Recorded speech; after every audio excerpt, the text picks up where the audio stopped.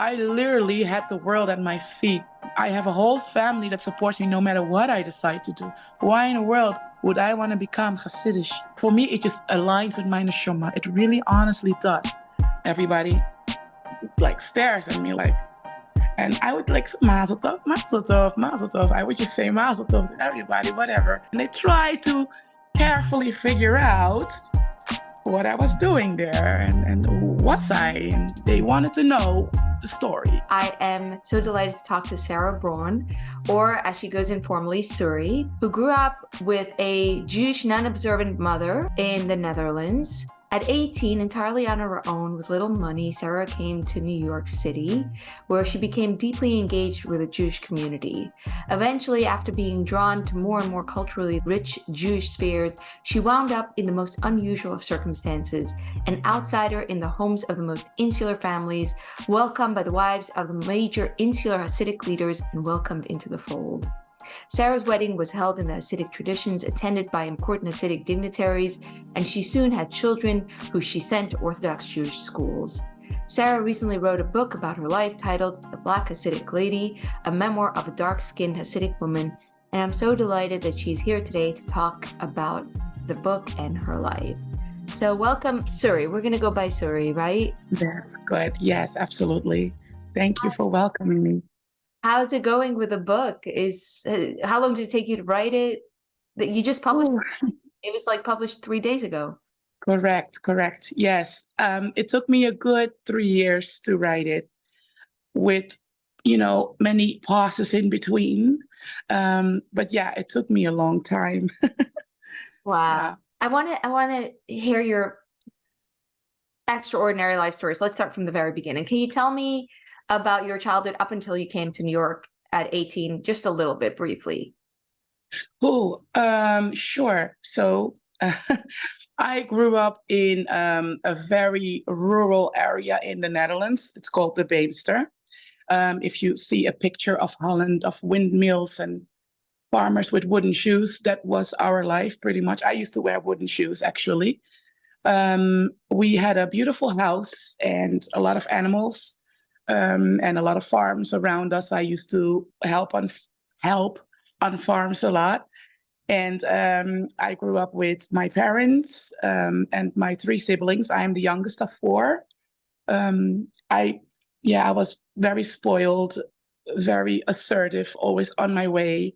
And my mother was very lovey-dovey and huggy, and my father was the complete opposite. So I had a very close relationship with my mom, still do, and with my father, not so. So we lived there. Everything was beautiful, perfect, and fine. And when I was about 12 years old, we moved to a neighborhood in Amsterdam where most Jews actually lived. And Frank is actually from that neighborhood. That's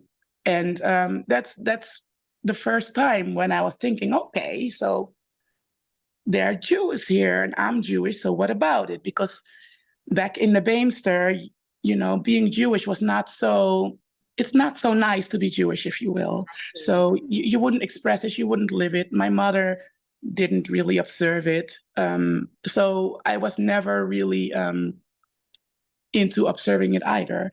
But when we moved in Amsterdam, I was more curious about it, but I didn't act it on my curiosity because I was not stimulated to be, to be curious about it. But it was kind of like the seed in me was sprouting, if you will. I started high school also, and it was really the first time that I was exposed to other ethnic groups and other cultures besides from the Dutch culture that I grew up in the Beemster. And it was really mind-blowing to me. In high school, I dealt with a lot of conflicts, me being Jewish. We had a lot of non-Jews, einiglich, grandchildren from Nazis that were in school, and a lot of Islam people. Always something with me being Jewish and they're not, and everything is so Jewish that I do and what I say, and but it got normal to me. So whatever, it was what it was. When I was 14, we went on to a vacation to New York, and I fell in love with it immediately. And I told my parents I'm moving to New York. As soon as I turned 18, I moved to New York. But they never took me seriously, especially my mom. She was like, yeah, okay, that's nice. Um, and 2 weeks after my 18th birthday, I literally I went to New York. Wow. Crazy. Well, Yeah. before you came to New York, you were actually a successful singer. Yes. Sorry, I skipped that whole part. Yes.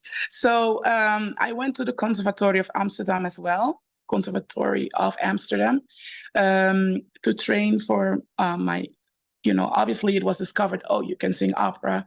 And I trained my voice very hardcore.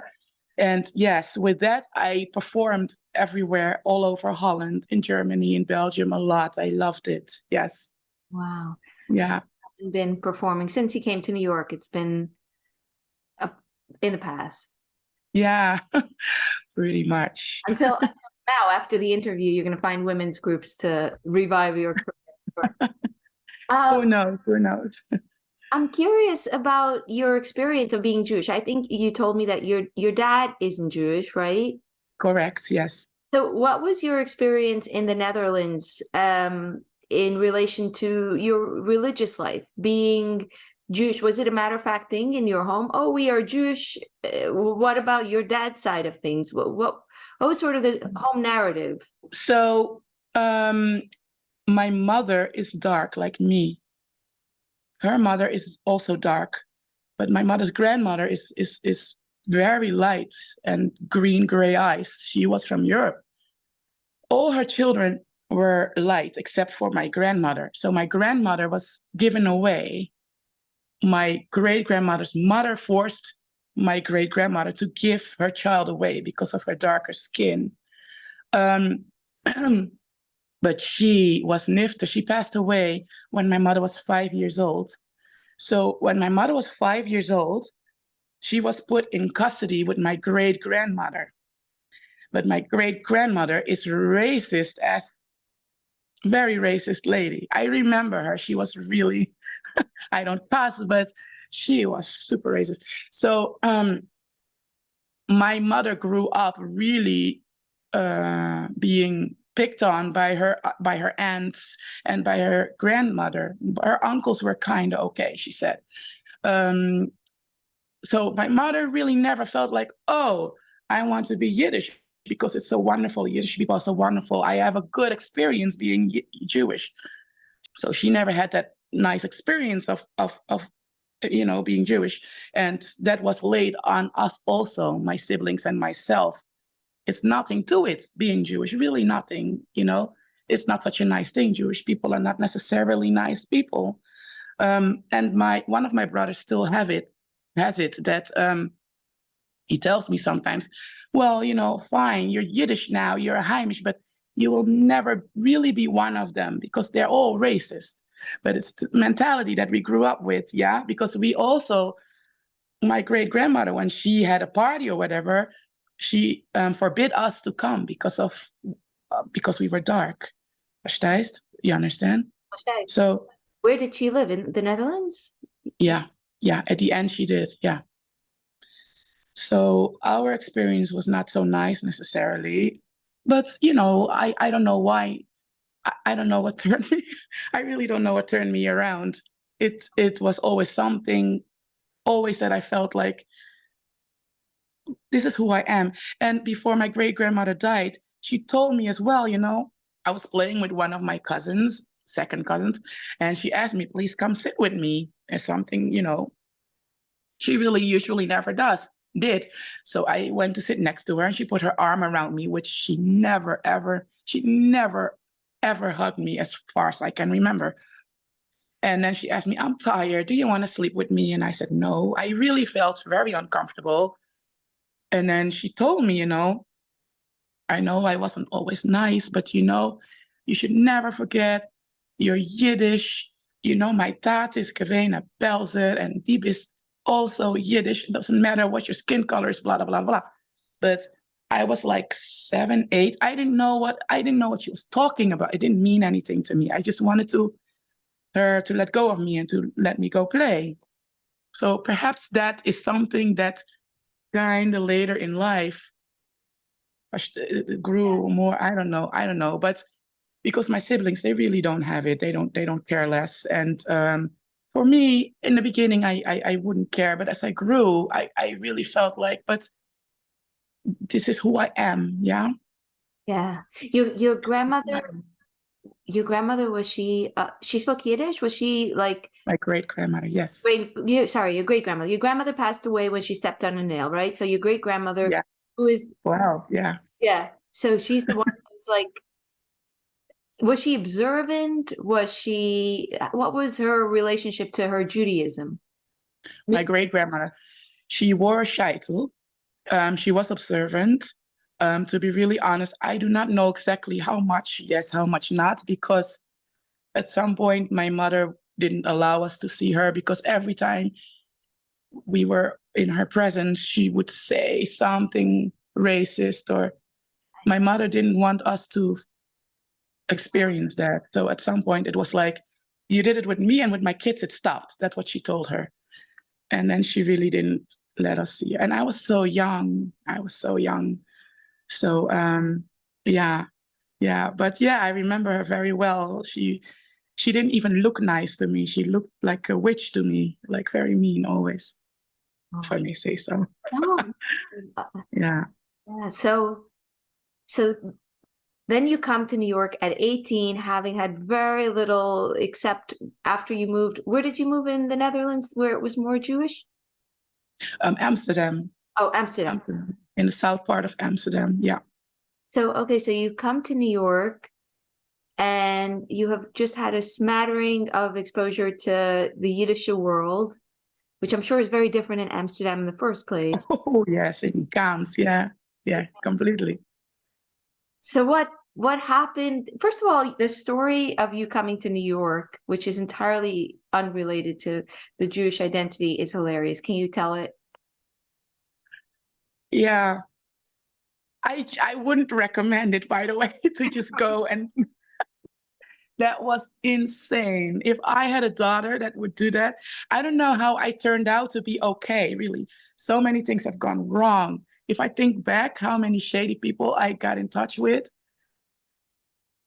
I don't even want to go there. But yeah, no, I just wanted to be there. I didn't even care. I wanted to be there and just absorb it all. I needed the energy. I have from naturally a lot of energy. And um, in Holland, I felt like I was on top of the world and it's moving too slow for me. And when I was in New York, I finally felt like, okay, a challenge. Verstijs, like I'm a speck and I just have to really figure this out. So I went to New York. I barely spoke English, and even the rudeness at the airport, I was like, whoa, this is so great, really. I just loved it all. Um, so I arrived and I had 2 large suitcases, and I was just a young, skinny girl. I could barely move them. I didn't know where to go, and I know Times Square. Everybody knows Times Square. I told the taxi, just bring me to Times Square. And I was standing in the middle of Times Square, just looking around in awe. I was completely amazed. And at some point I felt like, okay, what next? Right? I needed a hotel. No idea about it. I didn't figure out anything. I had a whole story for my mother. Yeah, I'm going to do this and then that and then this, but I really had no idea. So then I took another cab. I didn't know, first of all, how to get a cab. I thought you had to call them. In Holland, you call a company, come pick me up from this address. In New York, a lady at Starbucks explained to me, you have to hold them. And I was like, excuse me, how, that's crazy. How do you hold? What if they drive against my arm? I couldn't imagine. So I was very nervous about stopping a cab. I managed to get one. And then he asked me, okay, so where are you going? Where's your hotel? I had no idea. I just said Wall Street because I heard Wall Street on the news. And then he's like, yeah, but which hotel at Wall Street? And then he's named a few. And then he said Club Quarters. And the name Quarters sounded like, okay, it's an affordable hotel. How much money did you have? $400. $400. It was gone in 2 days. So Club Quarters was this beautiful, expensive hotel, $140 a night, which was a lot of money in 2004 for one night for an 18-year-old.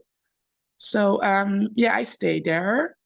I was a little disappointed that Wall Street was not as busy as I imagined it would be, you know. But in the morning it was busy again, so that made me excited. Anyway, I moved that day to a cheaper hotel, YMCA, which is much cheaper. And I checked my emails that day also. And how you say the English? To my surprise, there was an email from this Dutch family in New York that was looking for an au pair. So I was like, oh, I'm good with kids. I used to babysit. Why not? And they picked me up that same day. Yeah. So then I stayed there for a while. Yeah. That's how you had your ride out of, I don't know, being homeless in New York City. Yeah, totally. Yeah. Yeah. There were some funny things also, like holding the cab that you mentioned in your book about the culture shock, which I found so funny because a lot of people ask me about the culture shock of going from the Hasidic community to the larger world. Yeah. And it felt like that story, you know, the stories you have of not knowing things that everyone takes for granted. Yeah. Yeah. Coming from a very different place. Yes. It's man, Holland compared to New York, it's so, you can't even compare it. The energy alone, it's just, it's two completely different things. You're in New York now? No, I'm in the Netherlands. Oh, okay. Yeah. Oh, nice. I'm here for now. Or are you visiting? I'm visiting. Yeah. Yes, and I have actually I have an interview in London as well. So that's one of the reasons why I'm here. After Pesach, I'm going back to New York. Okay. All right. Yeah. You enjoy all the different energy. Yeah. I love that.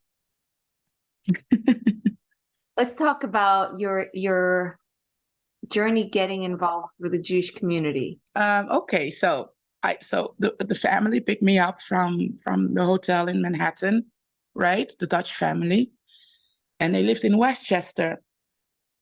And it really was a good start to get on my feet. But really, after 2-3 months, I figured like I did not come to New York to take care of these people's kids, and in Westchester, I might as well stay in Holland. Westchester was as dead to me as Holland was. So I told them I'm leaving. They were not happy, but I left. And then I found a family in Manhattan where the father was Dutch, the mother was Asian, and they also wanted their child to learn Dutch. So they hired me. So at some point I felt like I took care of the child, but I felt like I had to do something more with my life.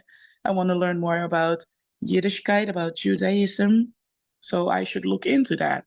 So one day on my way to work, I sat on the subway and I see a man with a kapela, with a yarmulke, a kippah on, reading from something in the train, like right across from me. And I was like, oh.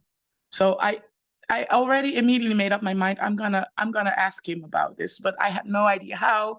It was a full train. He was completely absorbed in what he was reading. I didn't want to disturb him. I didn't know how to approach. I was way too shy to just kind of approach him in a full train. So I decided to follow him. So my stop, I passed my stop because he was going a few stops further. When he got off, I got off. He was on the escalator. I stood right behind him and I'm like, oh, how am I going to do this? So I tucked on the sleeve of his jacket and he was looking at me like, you know, what do you want? First bewildered. And then I explained to him, look, I'm here in New York, very broken English. I'm here in New York. I want to learn more about Judaism. Where could I go? Where could I start? And then he looked at me kind of like, oi, like with more like sympathy. And then he had all these questions because obviously I don't look like your everyday Jew.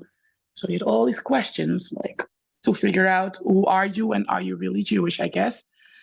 And then when he was satisfied, he decided, okay, give me your number and I'll look into this for you. So I was okay, fine. I didn't expect to, I was hoping that he would just give me some answers right then and there where I could go, what I could do. He didn't. He took my number and I was like, whatever. Here you have my number, but I didn't expect to hear from him.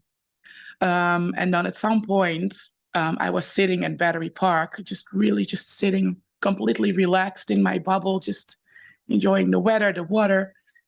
And then my phone rang and it was some rabbi.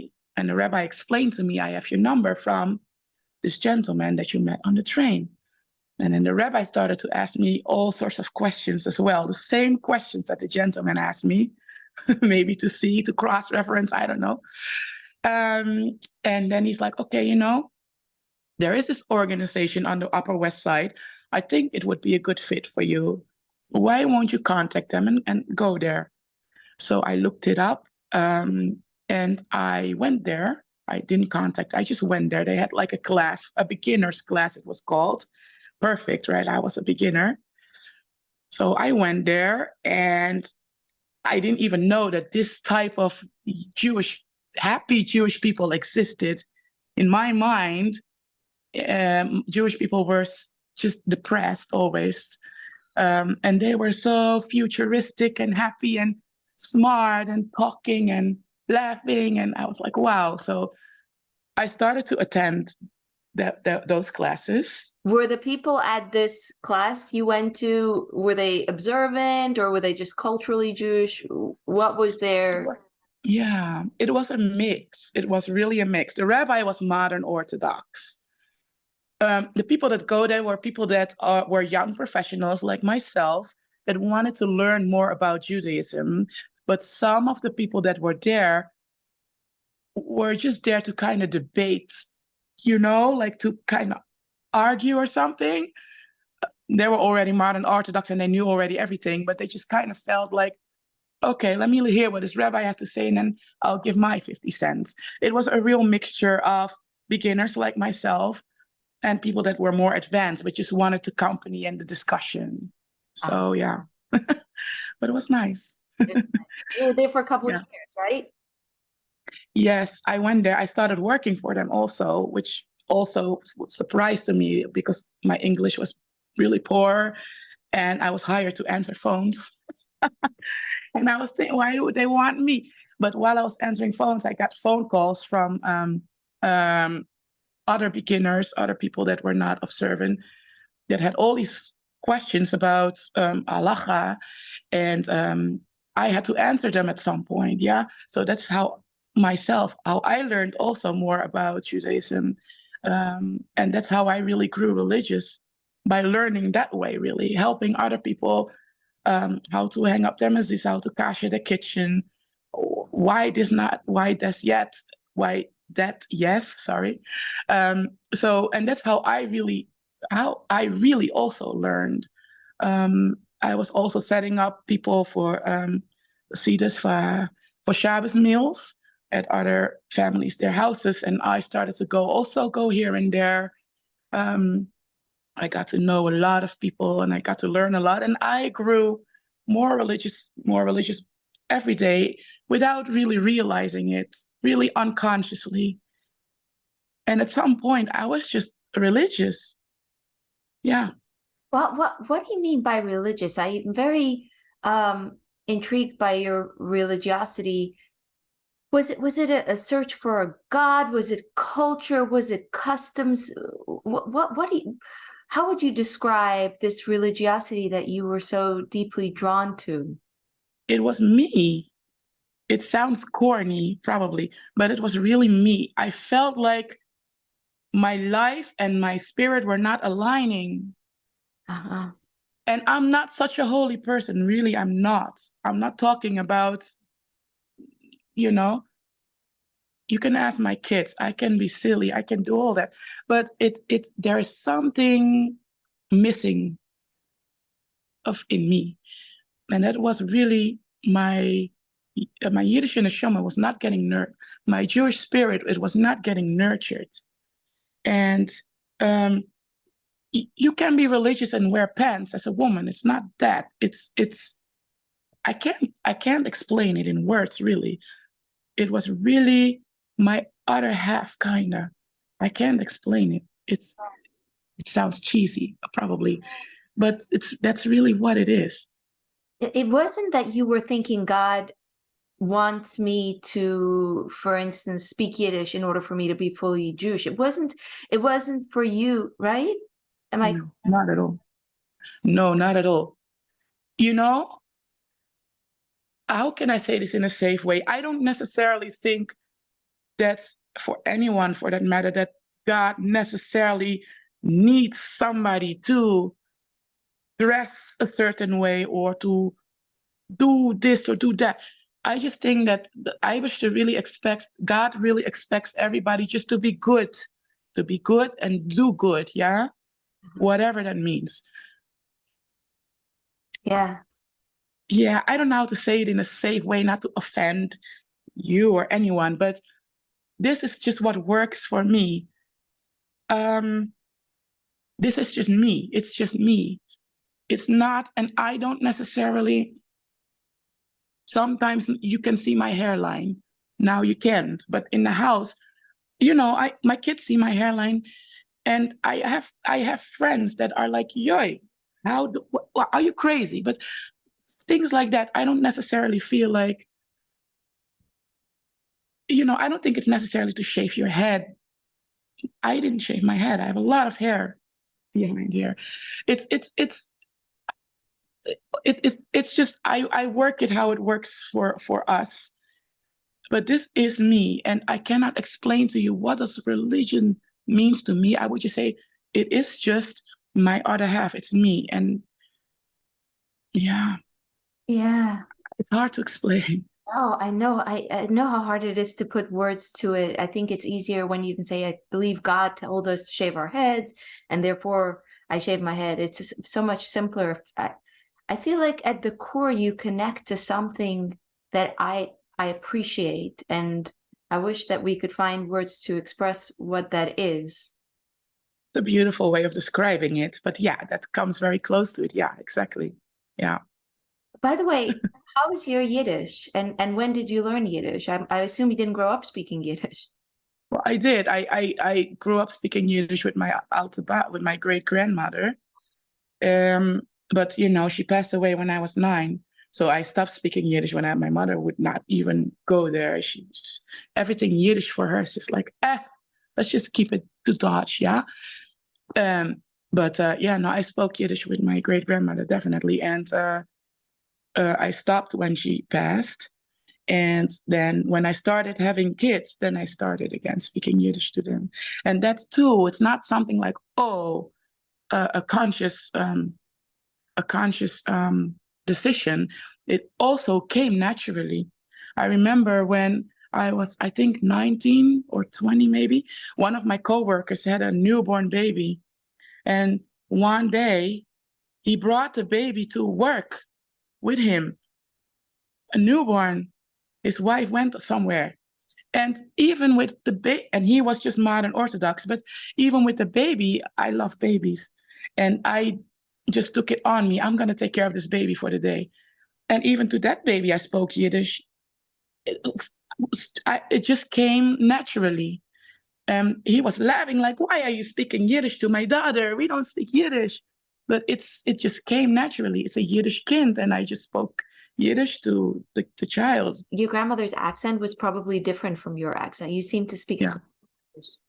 Yeah. Yes, correct. Yeah. Yeah.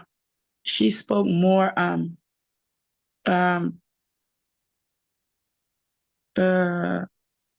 verstehst. I say verstehst, she say verstehst. Yeah. Verstehst. She spoke different, yes. You have a knack for language. You came to the States, you learned English, you picked up 2 versions of Yiddish, sort of, on top of your first being Dutch, right? Yeah, correct, yeah. I learn languages pretty fast, yes, true. Wow. Yeah. So what happened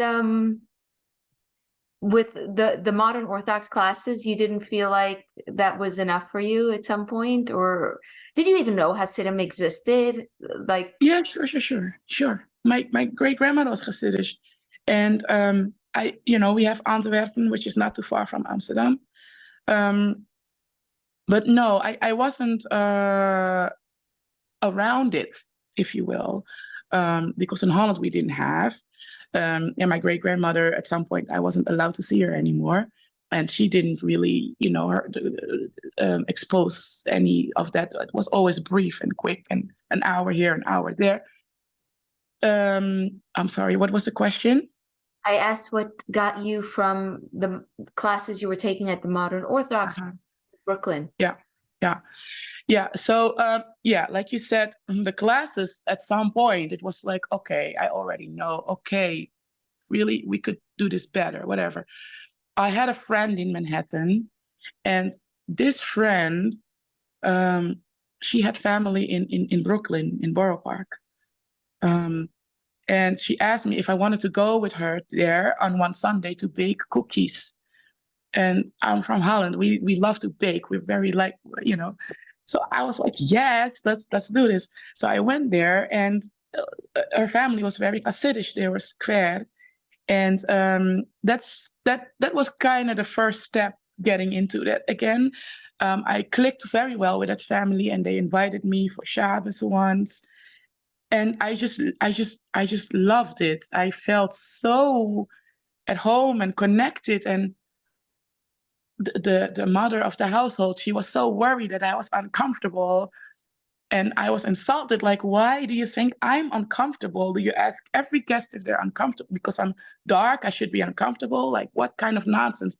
No, I'm not uncomfortable. I was very comfortable, and I felt very much in my element over there. So that's how it started. I started to go there more often. At some point, I moved also to Brooklyn, but I continued to work in Manhattan. And the place I worked for, they also had Shabbos dinners sometimes. And the caterer that we used had like a Hasidic mashgiach. So he oversaw the kitchen of the catering company to make sure that everything is prepared the proper way for it to be considered kosher, if you will. Did I explain it good? So I became very friendly with him. This was this jolly Hasidic guy with pious, and he was a little bit zaftig, a little bit fat, and a beard, and he was talking loud. He was very social. And he also lived in Brooklyn, not too far from me.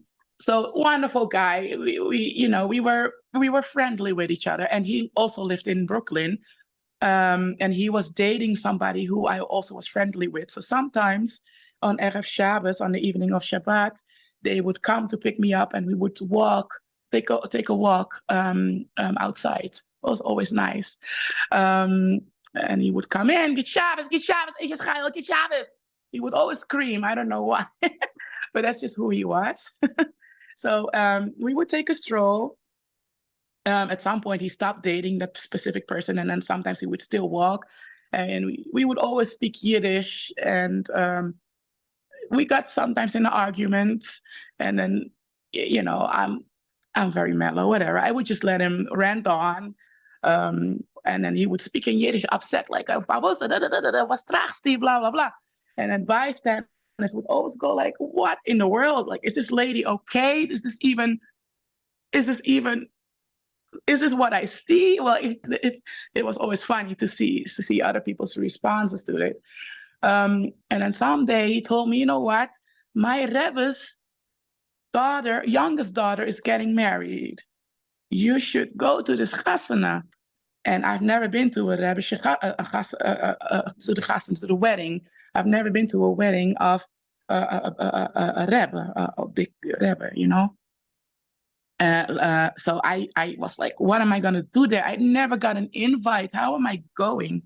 And he's like, nobody had an invite. You just go. Everybody goes. Don't worry, whatever. I never saw him at this wedding because obviously there was a woman's side and there was a man's side. I was at the women's side and the men were somewhere else. So You went, yes, okay.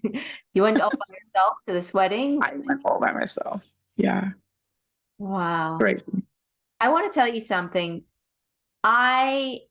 Since I am different in my own way in the Hasidic community, I get stared at a lot. I think it is very Really? important to look different. Yeah.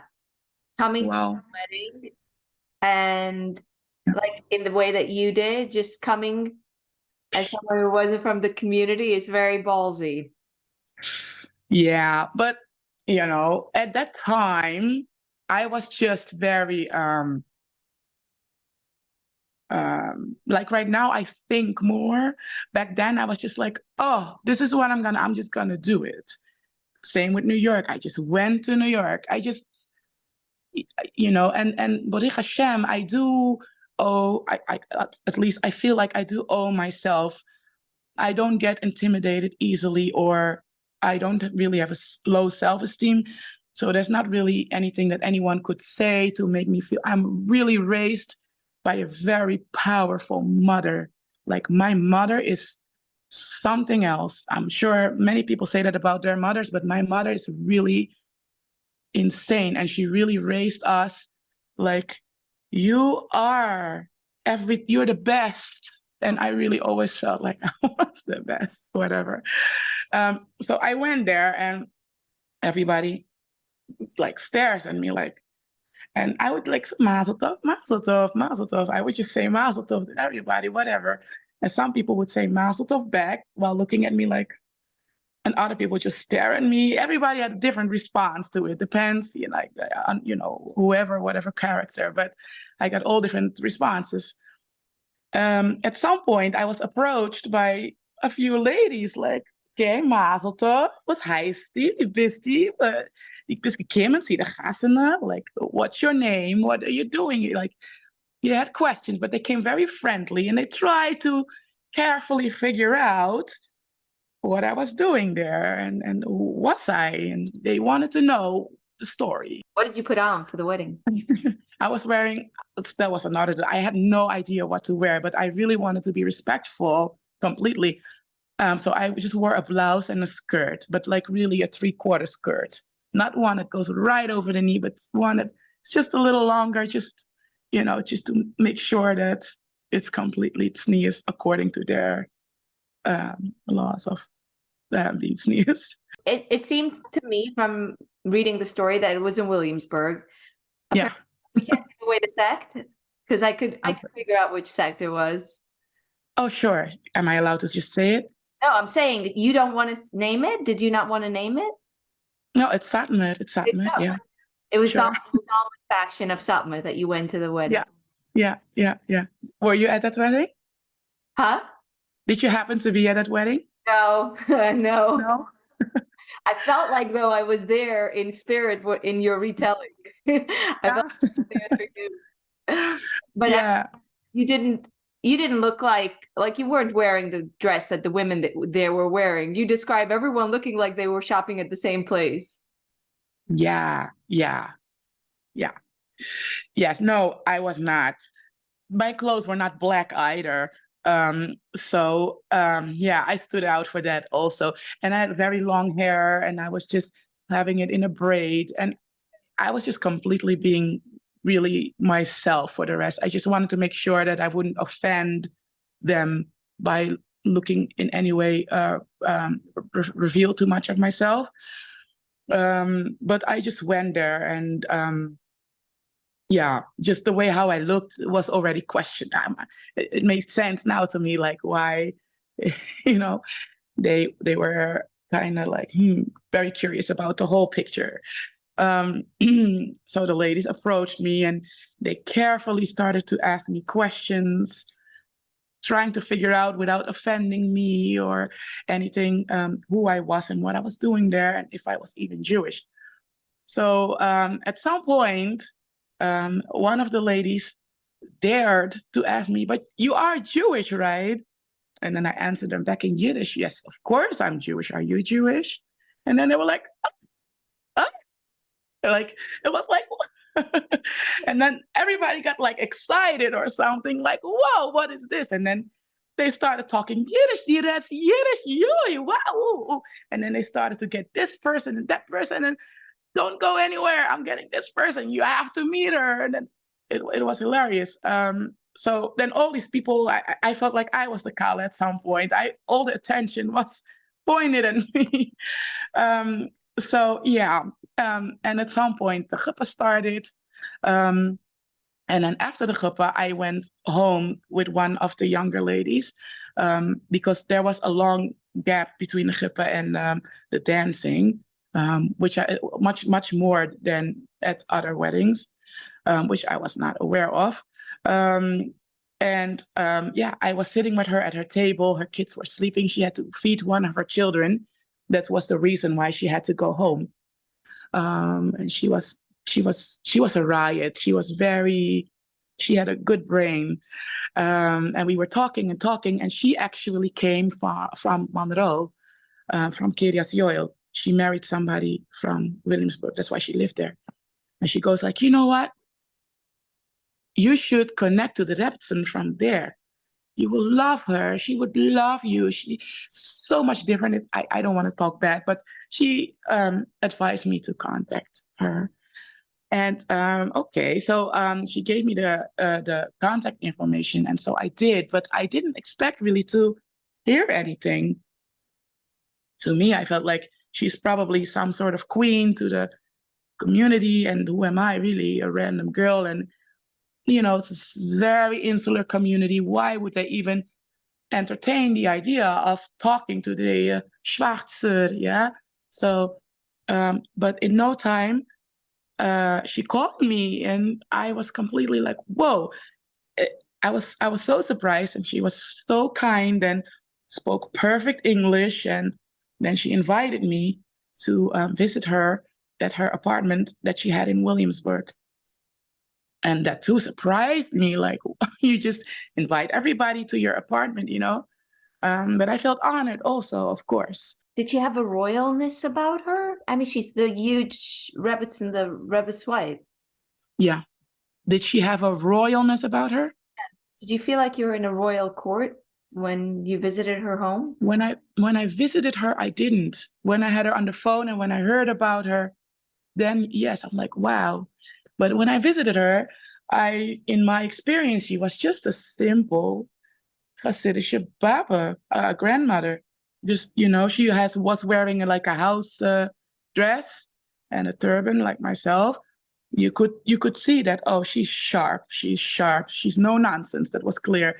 But no, if she would pass me on the street, and I would not know who she was, I would not say, oh, there goes some queen. No. Wow. Yes. She's one of the preeminent characters in the most insular world. I don't know that I have ever exchanged with her more than 3 words, more than Mazel Tov at weddings. Really? Yeah, up there. Not that I'm saying she's inaccessible if I had wanted at some point. It was really interesting to hear about her appearance in your story. This larger than life, enormous woman who just calls you. And one of the things you mentioned is she said something like, one person can't change City Hall.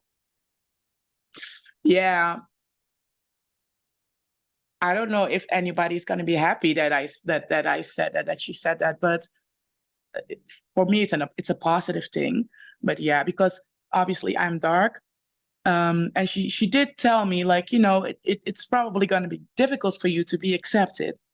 And one person can change City Hall, meaning like, I wish for the whole community for you to just accept you overnight. But me by myself overnight, I cannot do it in one night. It doesn't work like that. That's what she meant with that. And perhaps she was right. It wasn't like, okay, here is Suri, welcome. But I do must say I was really welcomed warmly in time. Yeah. So at the Rebbetzins house, we spoke a lot, and she really spoke to me in a way to see how can you fit in? How can I help you? What can you do? What can I advise you? To me, she was really helpful and very kind.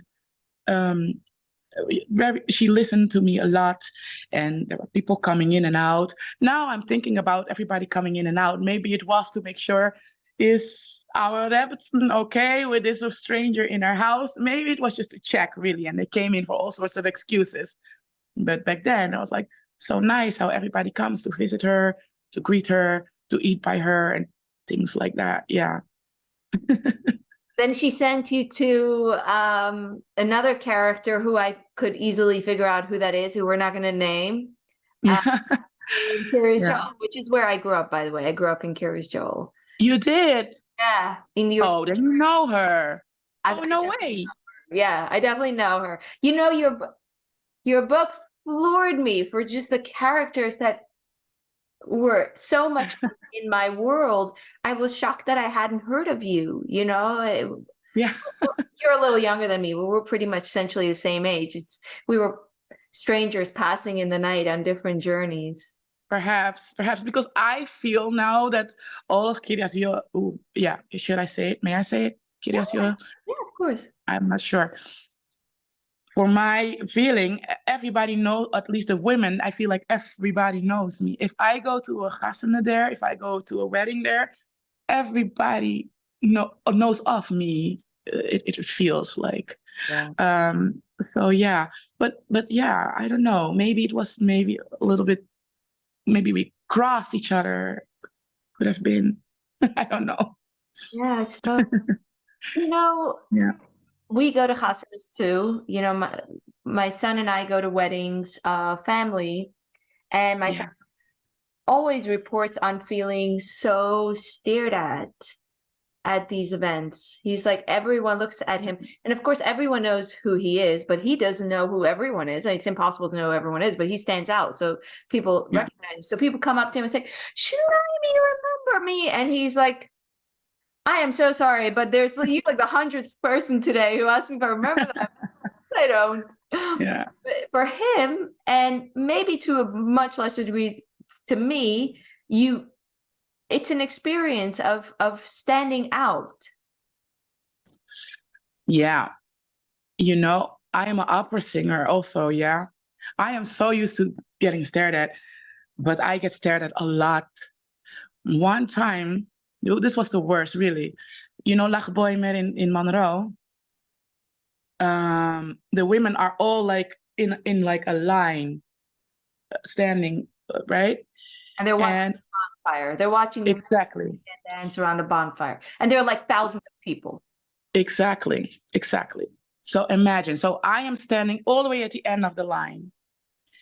At some point, I was with my people, and at some point, we decided we are leaving a little bit towards the middle end of it all. So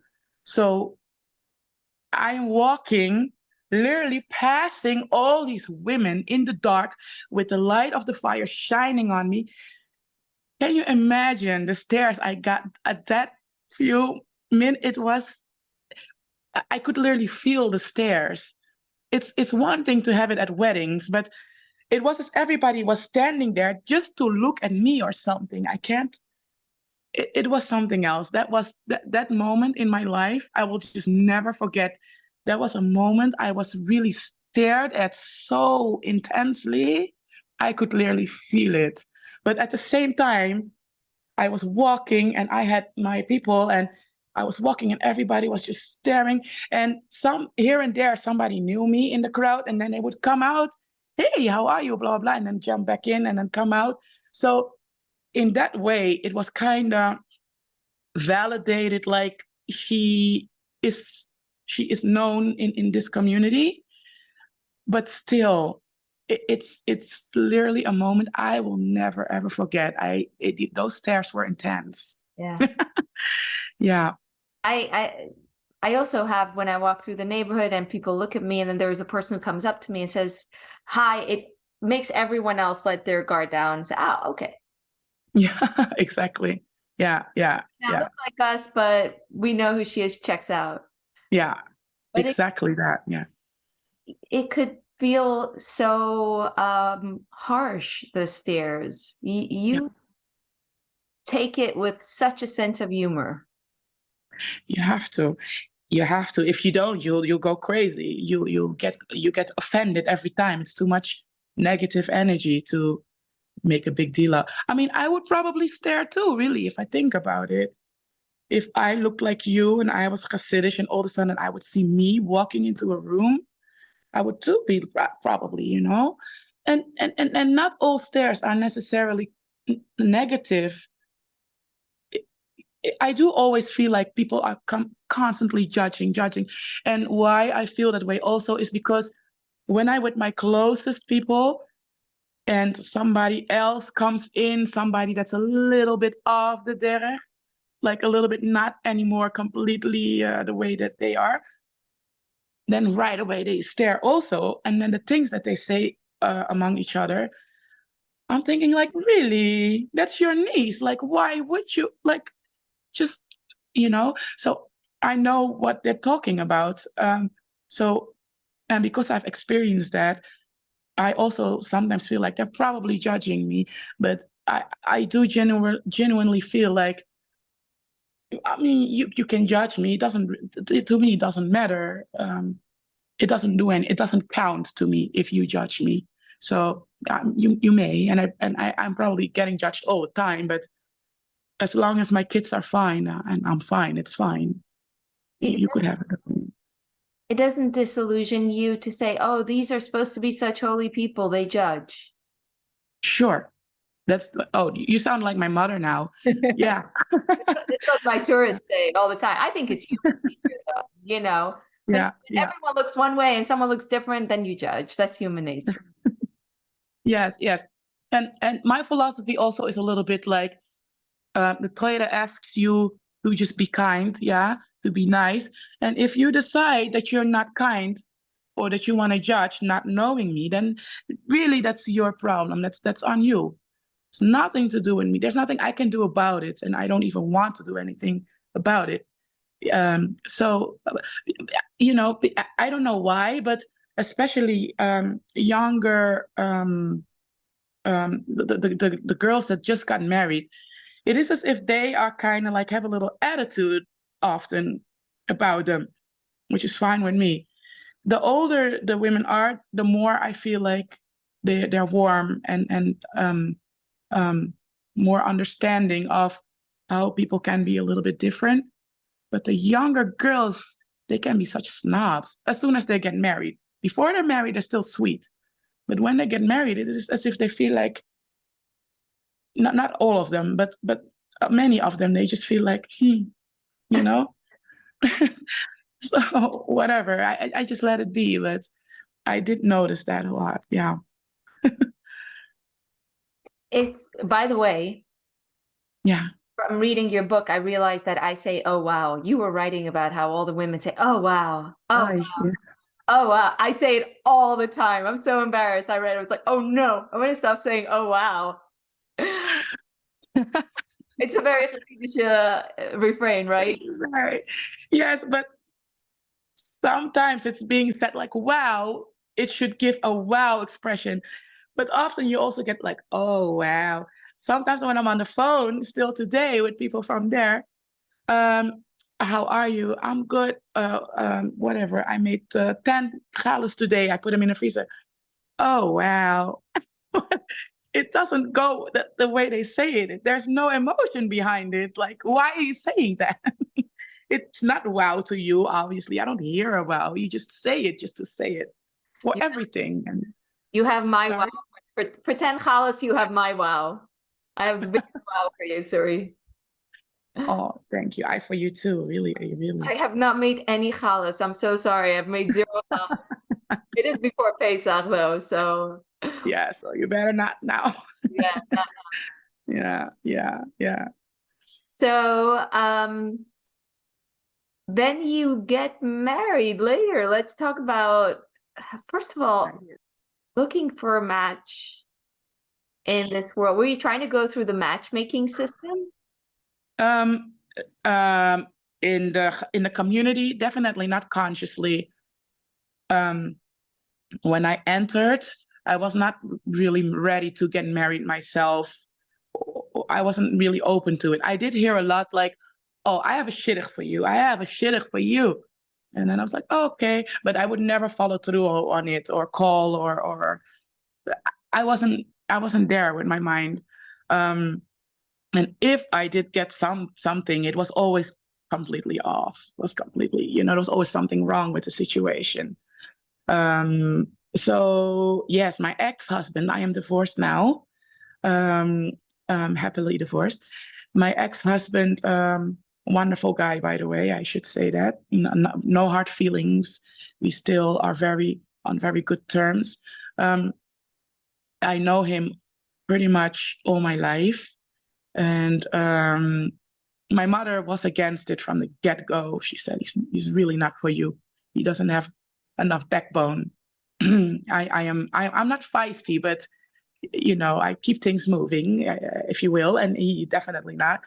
But whatever, he was very sweet. I figured and I'm sure you can relate to that. It's not really, it's more like, is he willing and able to work with you? Is he like you? Are you guys aligning in a way of that you can make a living together? Now we have pretty much the same backgrounds. I am assertive. He is not. I am a little bit more stubborn. Well, no, he was too. I mean, whatever. It worked. It would work. So I decided to marry him, and I went to Kala classes and everything.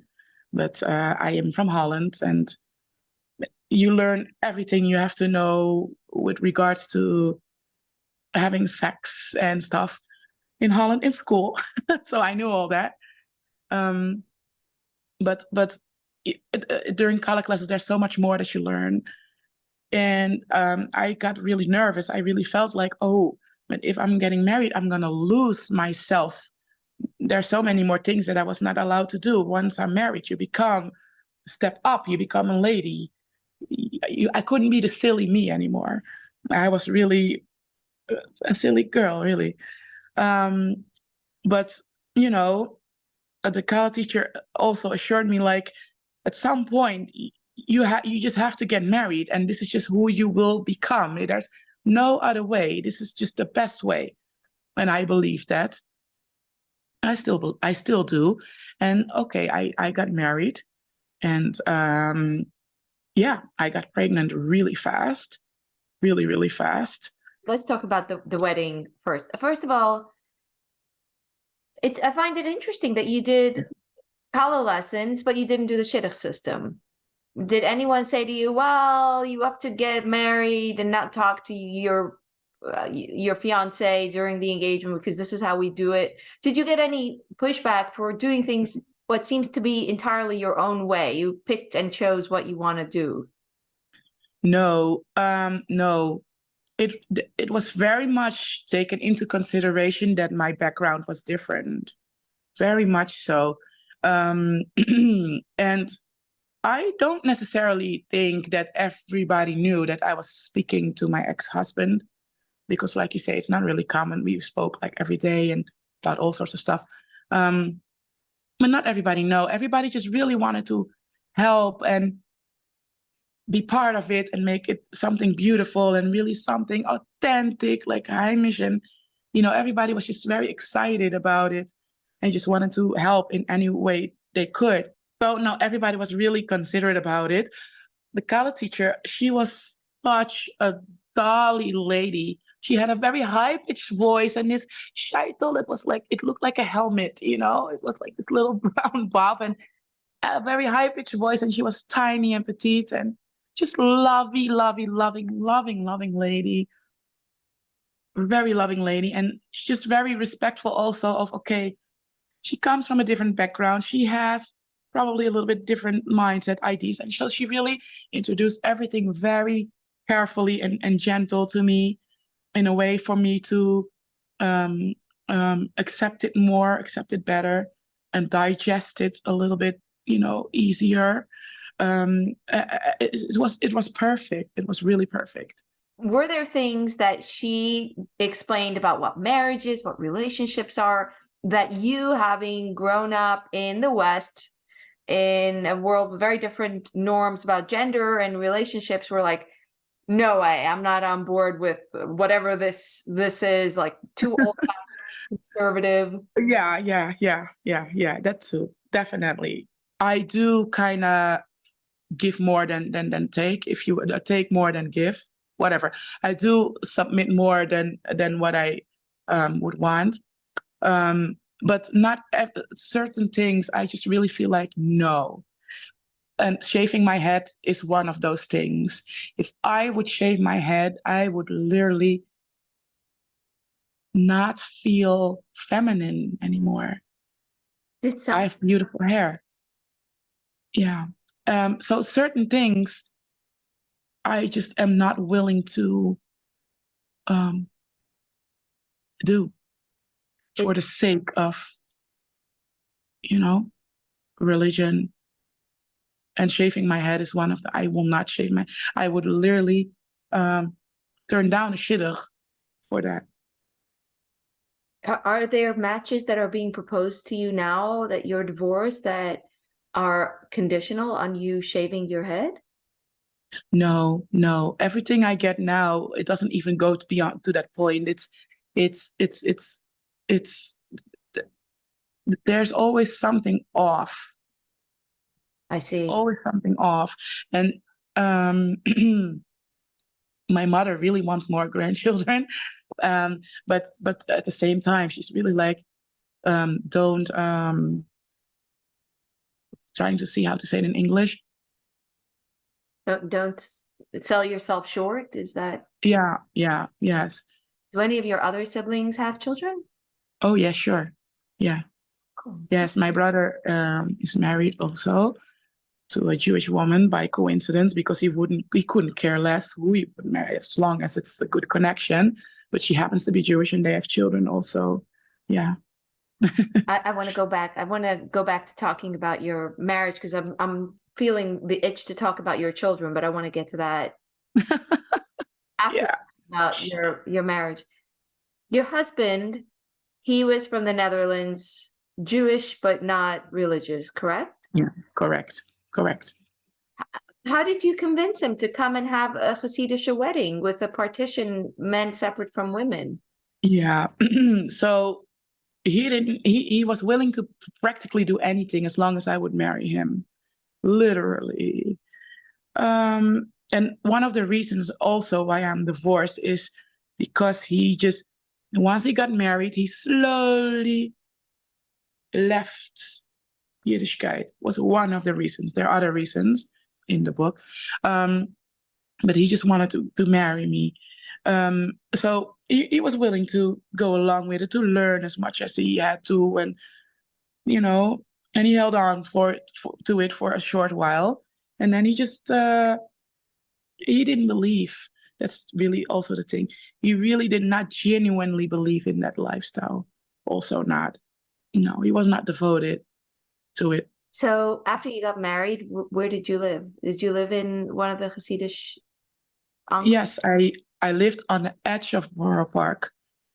I wouldn't live in the smack middle of Borough Park, but I lived on the edge and I was there every day. Sure. Yeah. How did your mother react to your choice to pursue so much of Yiddishkeit, your place in the Hasidic community? She is somewhat proud, believe it or not. She really is somewhat proud. She thinks all the rules are complete nonsense. Also because she caught many people on Shabbos doing things they're not supposed to do. Obviously they see there's no Yiddish person around. Let me just do this, blah, blah. But my mother sees it all. So she thinks everything is just utter nonsense. But she's proud of me just owning myself being Yiddish. She's proud of that part, but she doesn't want to be bothered with no rules. She will get offended if I would tell my kids not to eat something at her house. There's just like she would get offended, but she's very respectful of the rules that, yes, in my house, for sure. What about your siblings? My two oldest siblings are like whatever, okay.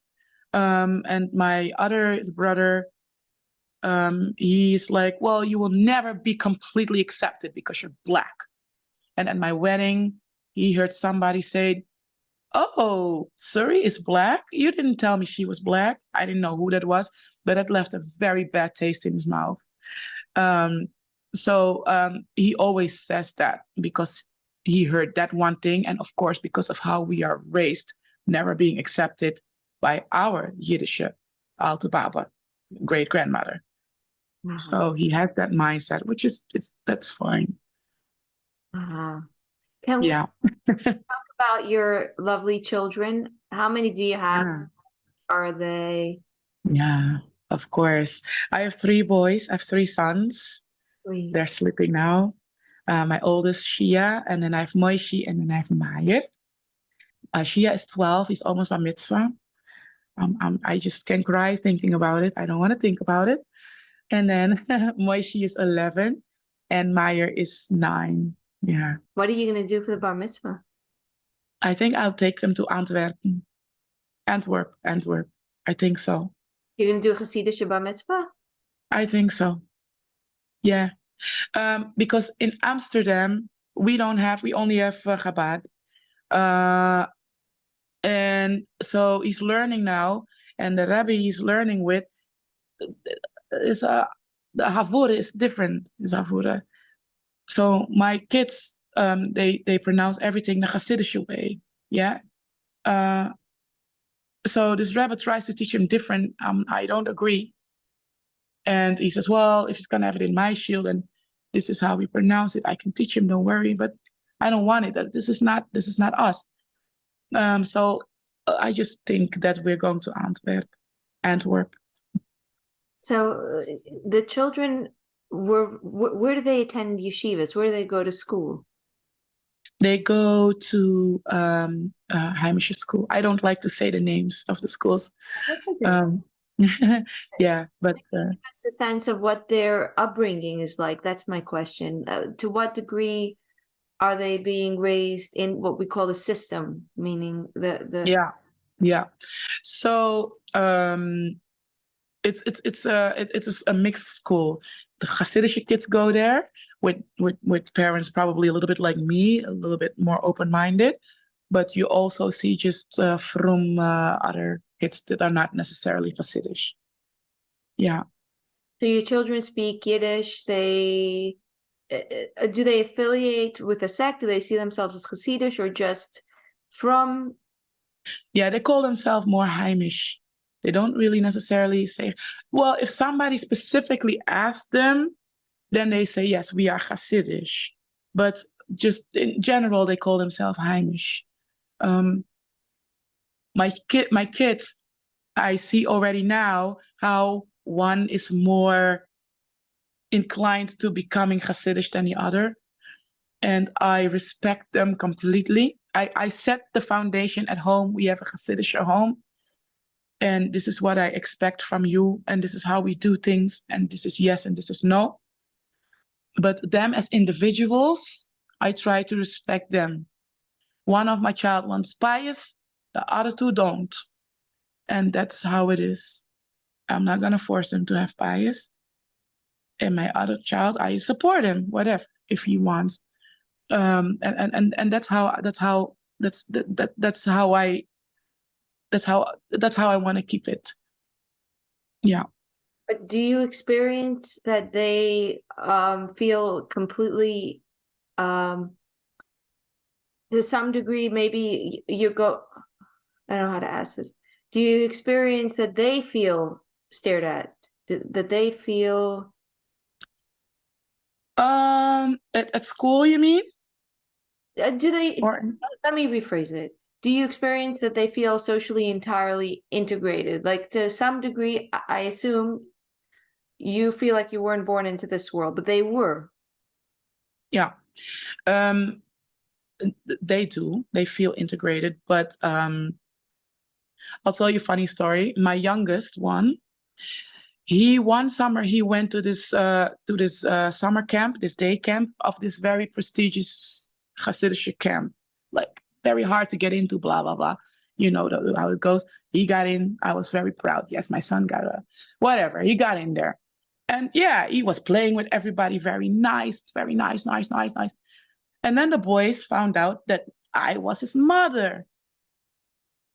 So, oh, Maier has a browne mommy. So then they started to bully him. A browne mommy. Hij heeft een browne mommy. Het is de browne mommy. Did that. So one time I picked him up from the school bus and I could see right away that he was not happy. I asked him, what's this? And he explained to me that they were just bullying him the whole entire way home about his browne mommy. So the bus was about to take off. I stopped the bus and the bus chauffeur, he opens the door. I go under the bus and not explaining why I was going onto the bus. Then I'm screaming to these kids, weer had gechapped Maier. And everybody like nobody said anything. And me toen niet chappen. Ik wil niet, keinmal niet heren. Als die chappen op mij, dat me verstaan. And everybody was just like, you know. So for me, that I am not always necessarily right away accepted or whatever. For me, it's fine. But for my kids, I do feel like I don't want, I don't know why, but for my kids, I really don't want the staring or the feeling like different or whatever. And in general, they're not dark like me. They're more leaning towards the Caucasian side than towards the black side. So they don't experience it. But then I do get a lot of, oh, are these really your kids? Is that really your mommy? Even at the airport, I literally have to bring their birth certificates to often prove that, yeah, these are my kids, because nobody believes me, or like often I'm not believed that these are really my kids. So yeah, I do get that a lot. And it's super annoying. Yeah. You do tell a story of walking with a stroller and people following you. Yes. Like, okay, bring it on, follow me. Let's find out how this goes down. Yes. So I have this one child, Moishi. Moishi used to be super blonde, like you. And he had pies. And I picked him up early from Geider because he had an appointment. And he was fetching in a stroller and nagging. He was crying his tuchus off. And he went like sliding like this. And he didn't want to listen, whatever. And I ignored him because, you know, whatever. It was not, no, it was just, how do you say, dwingen? Anyway, he was just wanting his way. I didn't want to give it. He was just scratching. Exactly. So I ignored him completely. And I saw people already looking like, is this nanny literally just not tending to the needs of this child? I literally observed it, but I ignored everybody. And I was pushing and he was whatever, screaming his stuff. And then I noticed people started following me. Men started following me and calling and following me, and from a distance, and then stand at a wall. And one across the street was like really walking and then parallel to me and then observing, keep on observing. I went one way, he crossed the street, went that same way. And I was like, oh, I was excited. I really wanted them to say something to me. And like, I want to know whose family this boy belongs to. Give me the number, whatever. I would give them my number. And I was like ready for it all. But then all of a sudden, Moishi said, Mommy, ik wil my tummy. And he was like pulling my sleeve, like, Mommy, ik wil my tummy. I want my tummy. I want my pacifier. And then I was like, oh, darn. And then I gave it to him. And then they were like, oh, whatever. And then they all left. But I just really wanted them to say something. I just don't like it when people assume immediately that cannot be her child. And not only other Jews, it's also Goy, also non-Jewish people. They all always think that these are not my kids. No, this is the other way around. I was with my kids in Toys R Us. It was Cholamoid something. They could buy something. And we went on the bus back home. And my kids were so excited. They run on the bus. They pass the chauffeur, blah, blah, blah. And the chauffeur just tells me, first he screams to my kids that they should walk. and then he tells me that I should teach these Jewish kids to respect me. They don't have manners. And I'm like, well, they're my kids. He was so embarrassed. It was a black show where, he felt like he should help me because these kids, they just roll all over me. But I get it both ways. But I always get these things, especially when they were younger. Yeah. What was your experience in general in regards to racism in the community, in particular, this community? Racism, really none, actually. Really not. No, really not. I mean, I have been in well, yeah, that it was more like ignorance and curiosity that people don't know me and then they ask, wäre deze schwarzer, or was is met de tinkeligheid? Things like that. Maybe that's racism. And then I would answer back in Yiddish, like, and then they're like, oh, I'm sorry. I didn't mean it like that. You get that? But no, I never really experienced. I'm telling you, everybody always has been very hearty, warm, and welcoming to me everywhere.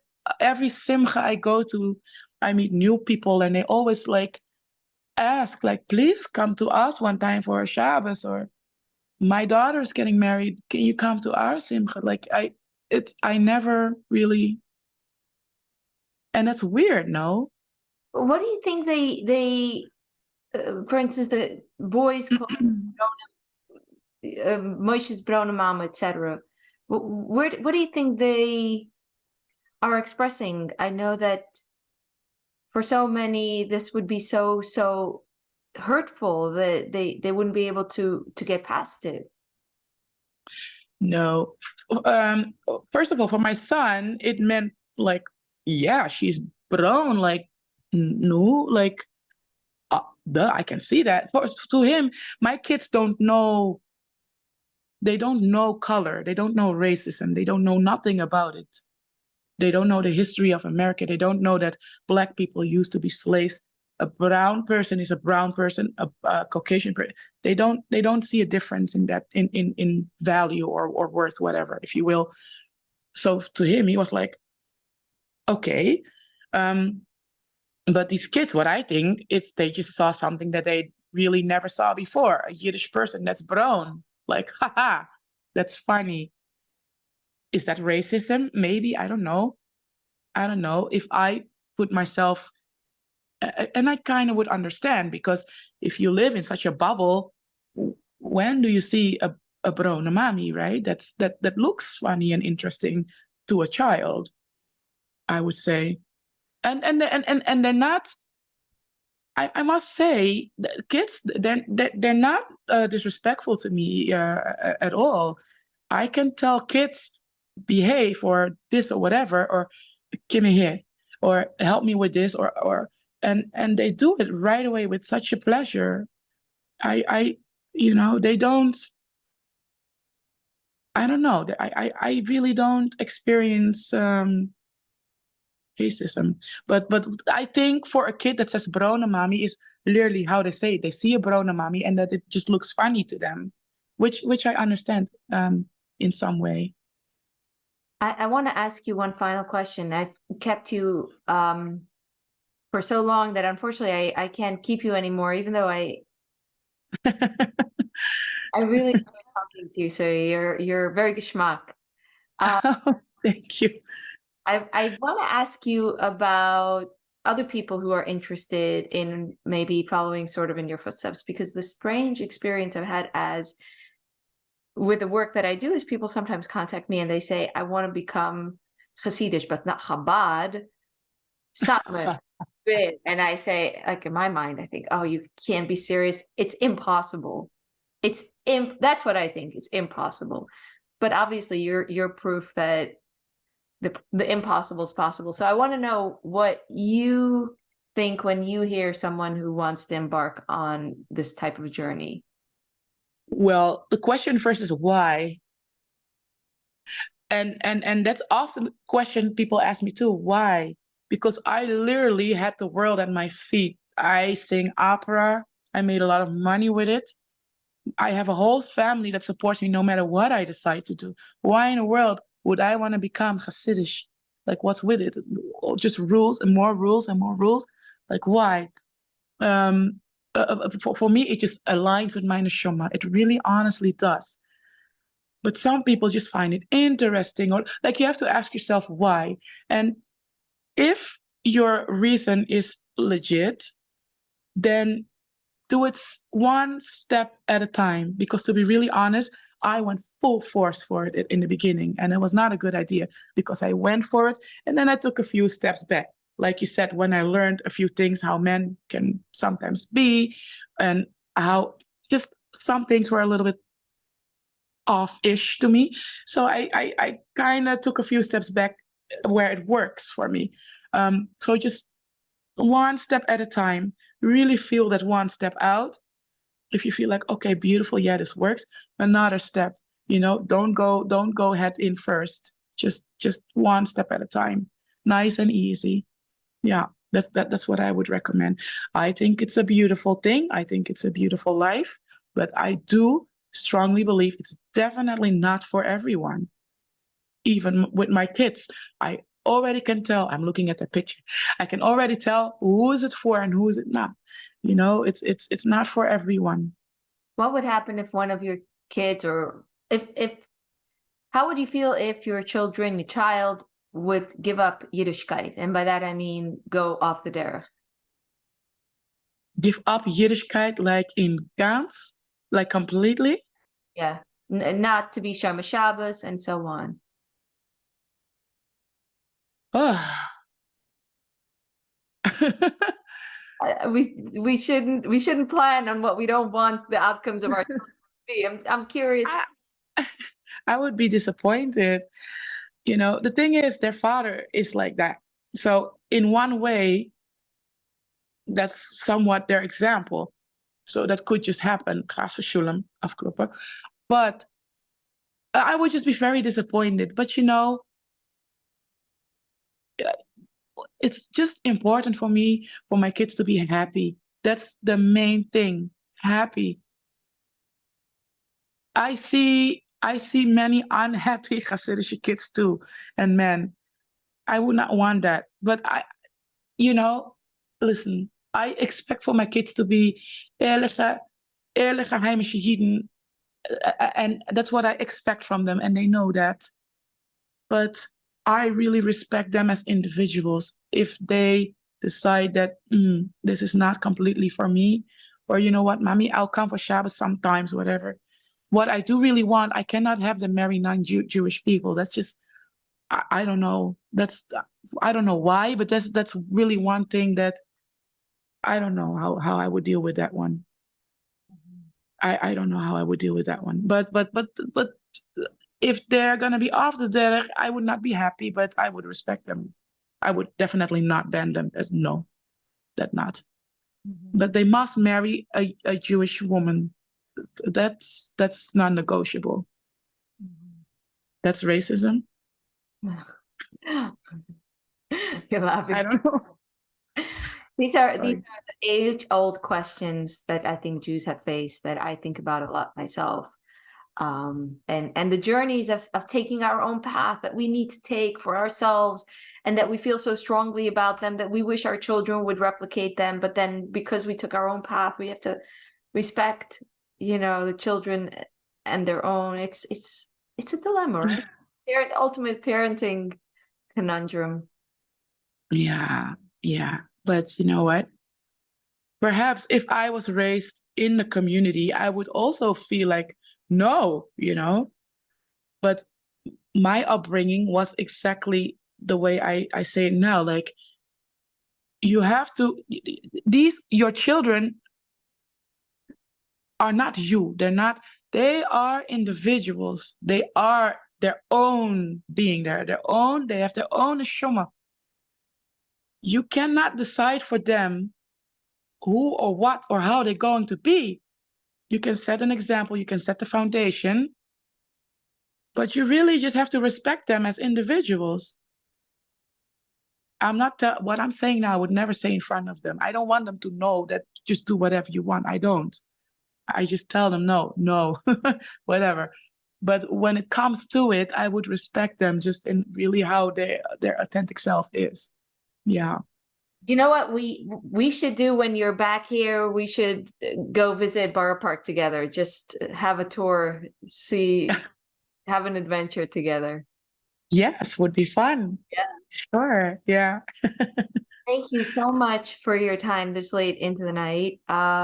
Pleasure. You have a Pleasure. fascinating story. You're a terrific storyteller. Oh, thank you. You too. Sometimes you ask me a question and I'm like, wow, she really took it deeper. You are really an amazing interviewer yourself, really. Oh, thank you. Really. It's amazing the work you do and making people aware. It's really amazing. When I heard about you from elder person that has been contacting you, I looked into you, of course, a little bit more myself, and I was really blown away myself. And I must say, I watched a video of you walking in Borough Park van Perum, and I really felt too that you are so owning your authentic self, walking around, not being shy, asking what you want to ask, who you want to ask, without shying away or without awkwardness. And really nice, really, really nice. I just wish it was like this just for everybody. I know. I feel like we have that in common. We both are saying, you know what, we're gonna do our thing. We're gonna go in our own way. It is something really, I think it's really special.